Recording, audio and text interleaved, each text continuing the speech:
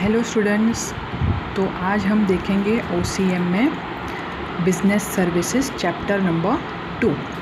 अभी business services का मतलब क्या होता है कि ऐसी कौन सी सर्विसेज है जो हम डे टू डे यूज़ में या फिर बिज़नेस पर्पस के लिए यूज़ करते हैं, जो बिज़नेस में भी हम वो सर्विसेज को अवेल कर सकते हैं और पर्सनली भी वो सर्विस को हम ले सकते हैं। जैसे कि इंश्योरेंस है हमारी, कि बैंकिंग की सर्विस है, ठीक है, वो सारी सर्विसेज यहाँ पे आएगी।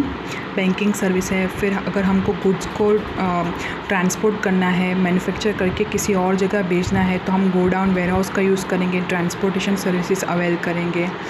तो हम कौन कौन सी सर्विसेज अवेल करते हैं वो सर्विसेज का डिटेल्ड एक्सप्लेनेशन है। तो पहले हम इंट्रोडक्शन देखेंगे कि इसमें सर्विसेज का मतलब क्या होता है और हम वो सर्विसेज का किस तरह से उपयोग करते हैं। Importance of services are increasing in an economy, ठीक है, इम्पोर्टेंस बढ़ रहा है सर्विसेज का, वो क्यों बढ़ रहा है वो हम देखेंगे।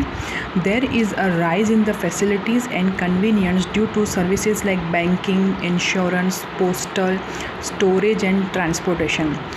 सो ये सर्विसेज की वजह से हमारे जो बिज़नेस है वो बहुत आसान हो रहा है, क्योंकि हमें अगर बिज़नेस रन करना हमारे पास पैसे नहीं है तो हम बैंकिंग लेंगे, बैंकिंग सर्विसेज को अवेल करेंगे। वैसे ही इंश्योरेंस, हमारा प्रोडक्ट बनाया गया है, अगर हमें एक जगह से दूसरी जगह भेजना है और बीच में रास्ते में अगर कुछ हो गया तो उसका इंश्योरेंस होगा, तो हम विदाउट टेंशन वो प्रोडक्ट को भेज सकेंगे। पोस्टल, कुछ कुरियर से भेजना है, स्टोरेज कहाँ पे रखना है, और ट्रांसपोर्टेशन, व्हीकल से ट्रांसपोर्ट करना है, ठीक है। तो अगर ये सर्विसेज सारी होगी तो हमारा बिज़नेस रन करना बहुत ईजी हो जाएगा। These services are just not helpful in business as a part of a commerce, but they extend to facilitate industries, agricultural and other business activities, ठीक है। Services like banking, insurance, postal, storage and transportation have undergone so much of changes that they just do not only work as business services but also as social and family related services। ऐसा नहीं है कि सिर्फ business में काम आता है। मुझे अगर रक्षाबंधन है, देखिए रक्षाबंधन में भाई बहन अपनी भाई को राखी कैसे भेजता है, कुरियर में भेजता है। तो सोशली और फैमिली रिलेटेड सर्विसेज में भी ये सब जो सर्विसेज है, बिजनेस सर्विसेज है, वो उपयोगी है। In modern age there are varieties and specialities seen in such services. जैसे जैसे हम आगे जा रहे हैं, हमारा ज़माना एडवांस हो रहा है, मॉडर्न हो रहा है, वैसे वैसे ये सर्विसेज भी एडवांस्ड हो रही है। All this institutions have become naturally interdependent.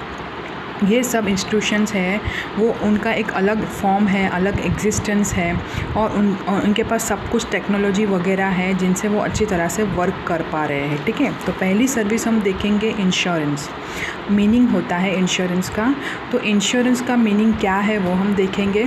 Insurance refers to that written contract और agreement between two parties through which the insured, यानी कि जिसने प्रीमियम पे किया और जिसने इंश्योरेंस लिया, pays premium and as against getting an undertaking from the insurer that he will be compensated as per the risk covered and the amount decided for the financial loss। देखो, अगर हमें mediclaim करवाना हो, वो भी एक insurance ही है, health insurance बोलेंगे उसको।